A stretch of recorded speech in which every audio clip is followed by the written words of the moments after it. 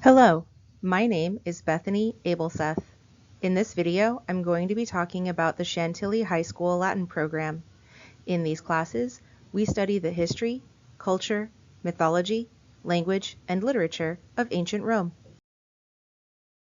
First, let me tell you a little more about me. I've already given you my name, Bethany Abelseth. My pronouns are she, her. My educational background is that I have a Master of Latin from the University of Florida through their distance program, and I'm currently a PhD candidate also in their distance program. My undergraduate degree was in classics with a concentration in Latin language, and my initial teaching licensure from the University of Mary Washington. My research area is the fables of Phaedrus, otherwise known as Aesop's fables. So I love to talk about silly animal stories and talking animals whenever I have the opportunity. Now a little bit of general information about how I run all of my Latin classes. First of all, there is no daily collected, graded homework or classwork. Secondly, as far as tests and quizzes go, they have to happen because the gradebook is not optional, but I prefer to spend my time teaching and practicing reading and translating. So we do fewer tests and quizzes than you might see in your other classes. In Latin 1, we begin with the foundations. We start with the gods and goddesses of Mount Olympus, the Trojan War, and the legend of Romulus and Remus.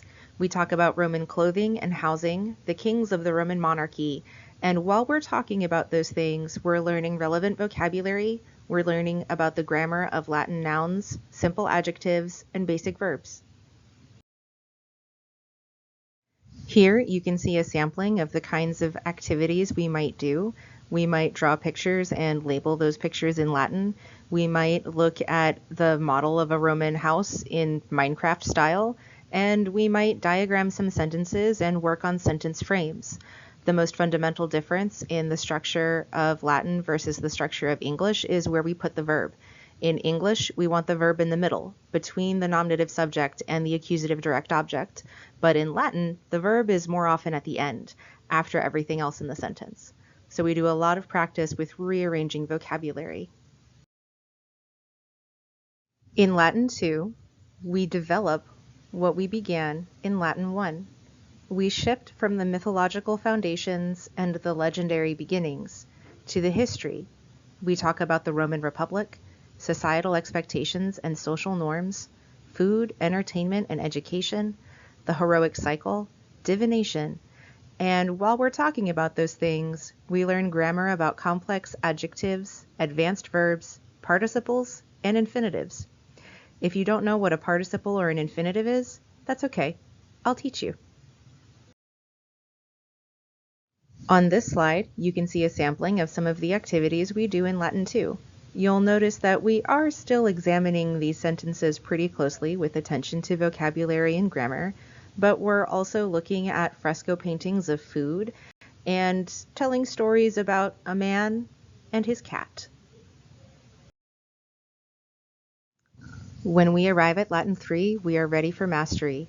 We will learn about the Roman Empire, societal ceremonies, meaning weddings and funerals and coming of age, mythological transformations, philosophy, science, and technology, women's voices, and Roman literature more in general. If we need to review some advanced grammar, or if we need to finish up learning some advanced grammar, that's okay. We can make time for that. This is also an opportunity for you to choose a topic to begin to focus on. You will have an opportunity to do an independent translation of an author or a subject that has an interest for you, connecting the modern world to ancient history.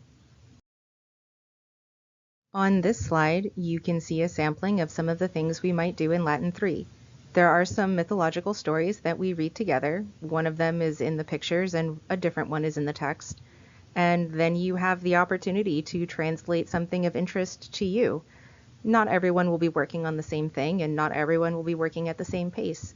But by the end of the year, we will all come back together again and read a few more things together. After Latin 3, you have a couple of options. My favorite option to recommend is dual enrollment Latin 4. This is a dual enrollment class, meaning that you are dually or twice over enrolled in Fairfax County Public Schools and Northern Virginia Community College. You are getting college transcript for Latin 201 and Latin 202. I am also adjunct faculty at Northern Virginia Community College, and I promise what we do in this class is the same thing that I do with my students at Nova. We will read about the fables of Phaedrus. We will work on translation for grammar versus translation for audience, literary analysis, and get an introduction to research and classics. By the end of the year, you will have written a research paper yourself. On this slide, you can see a sampling of some notes from a typical dual enrollment Latin 4 class. The notes on the text are a little bit more detailed. We talk more about sentence structure and sentence diagram. We talk more about literary devices and the rhythm of Latin poetry. And we talk a lot about talking animals. You also get called on randomly to share your translation work with the class. This way you get targeted feedback from me directly and everyone benefits. We all learn together. After Latin 3, you have some options. Regular Latin 4, often combined with other classes, and also Latin 5 if you started Latin before you arrived at Chantilly High School, are independent, author-based research portfolio classes. You choose your topic, you design your course, and then you follow through. You do have to design this course with me, so you can't get away with just translating one sentence per quarter.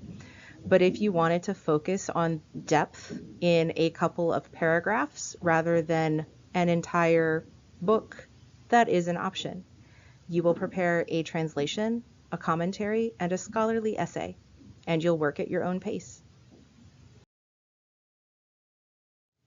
A research paper is also an option for students in these classes, and I do want to emphasize that the number of students in these classes is often too small to run them separately.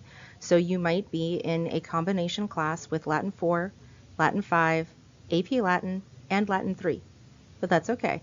That's why you're going to be an independently driven learner. It can be difficult to put together a sample slide for what this class looks like because the possibilities are really endless.